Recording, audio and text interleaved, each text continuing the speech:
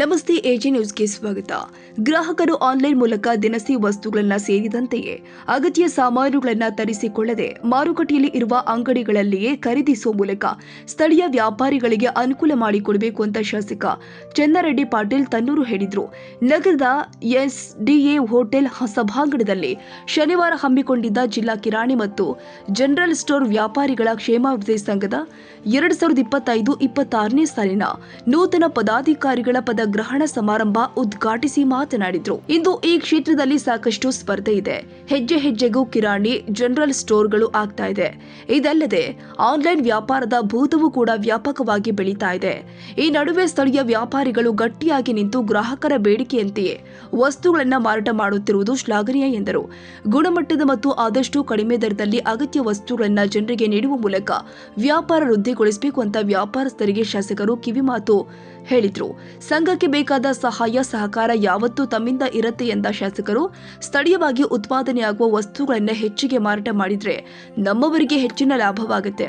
ಮುಖ್ಯ ಅತಿಥಿಗಳಾಗಿ ಮಾತನಾಡಿದ ನಗರಸಭೆ ಅಧ್ಯಕ್ಷೆ ಲಲಿತಾ ಅನಪುರ, ಸಂಘಕ್ಕೆ ಸಿಎ ಸೈಟ್ ಕೊಡಲು ತಾವು ಸಿದ್ಧರಿದ್ದು, ಸಂಘದ ಪದಾಧಿಕಾರಿಗಳು ಖಾಲಿ ನಿವೇಶನ ಗುರುತಿಸಿ ಬೇಕಾದ ದಾಖಲೆಗಳನ್ನು ನೀಡಿದ್ರೆ ಇದೇ ಫೆಬ್ರವರಿ 28 ನಗರಸಭೆ ಸಾಮಾನ್ಯ ಸಭೆ ಇದೆ, ಅಲ್ಲಿ ಈ ಬಗ್ಗೆ ಚರ್ಚೆ ಮಾಡಿ ಸಹಾಯ ಮಾಡುವುದಾಗಿ ಹೇಳಿದರು.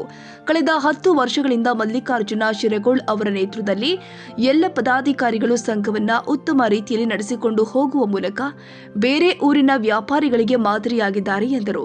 ಟ್ರೇಡಿಂಗ್ ಪರವಾನಿಗೆ ಬೇಕಾದ ದಾಖಲೆಗಳು ನೀಡಿದರೆ ಒಂದೇ ದಿನದಲ್ಲಿ ಕೆಲಸ ಮಾಡಿಕೊಡಲು ನಾವು ನಗರಸಭೆ ಅಧಿಕಾರಿಗಳಿಗೆ ಸೂಚಿಸುವುದಾಗಿ ಭರವಸೆ ಕೊಟ್ಟಿದ್ರು. ನಗರದ ಬಹುತೇಕ ವ್ಯಾಪಾರಿಗಳು ನಿಗದಿತ ಸಮಯಕ್ಕೆ ನಗರಸಭೆಗೆ ತೆರಿಗೆ ಕಟ್ತಾರೆ. ಇದು 100% ಆಗಬೇಕು ಎಂದರು. ಪರವಾನಗಿ ರಿನಿವಲ್ ಮಾಡಿಸಿಕೊಳ್ಬೇಕು ಅಂತ ಹೇಳಿದ ಅಧ್ಯಕ್ಷೆ ಅನಪುರ, ಸಾರ್ವಜನಿಕರು ಸ್ಥಳೀಯ ವ್ಯಾಪಾರಿಗಳ ಬಳಿಗೆ ವಸ್ತು ಖರೀದಿಸುವ ಮೂಲಕ ಆನ್ಲೈನ್ ವ್ಯಾಪಾರಕ್ಕೆ ಇತಿಶ್ರೀ ಹೇಳಬೇಕು ಎಂದಿದ್ದಾರೆ.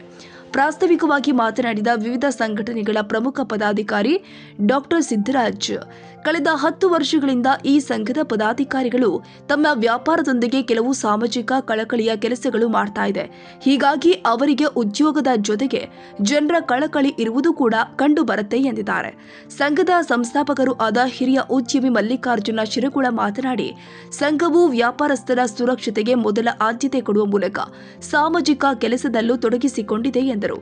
ಇನ್ನು ಕಾರ್ಯಕ್ರಮದ ಅಧ್ಯಕ್ಷತೆಯನ್ನು ಸಂಘದ ಜಿಲ್ಲಾಧ್ಯಕ್ಷ ಸಿದ್ದಣ್ಣಗೌಡ ಹಿರೇಗೌಡರು ವಹಿಸಿದ್ರು. ಈ ಸಂದರ್ಭದಲ್ಲಿ ಹಲವರು ಉಪಸ್ಥಿತರಿದ್ದರು.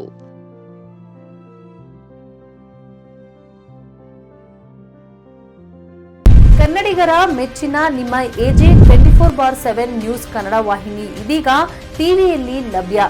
ವೇಳೆ ನೋಟಿಸ್ ಕೊಟ್ಟಿದ್ರೆ ವಾಪಸ್ ತಗೋತೀವಿ. ಇವತ್ತು ವಕ್ಫ್ ಪ್ರಾಪರ್ಟಿ ಅಂತೇಳಿ ಬರ್ತದೆ ಅಂತ ಹೇಳಿದ್ರೆ ರೈತರ ಬೀದಿಗೆ ಬಂದು ಏನ್ ಮಾಡ್ಬೇಕಾಗತ್ತೆ? ಯಾರು ವೋಟ್ ಹಾಕಲಿಲ್ಲ ಅಂದ್ರೆ ಗ್ಯಾರಂಟಿನೆಲ್ಲ ಸ್ಟಾಪ್ ಮಾಡ್ಬಿಡ್ತೀವಿ.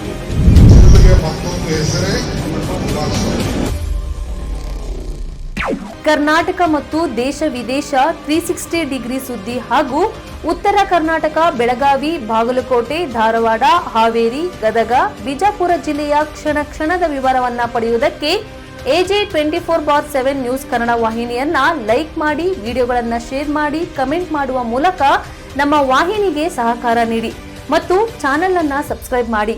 ಧನ್ಯವಾದಗಳು.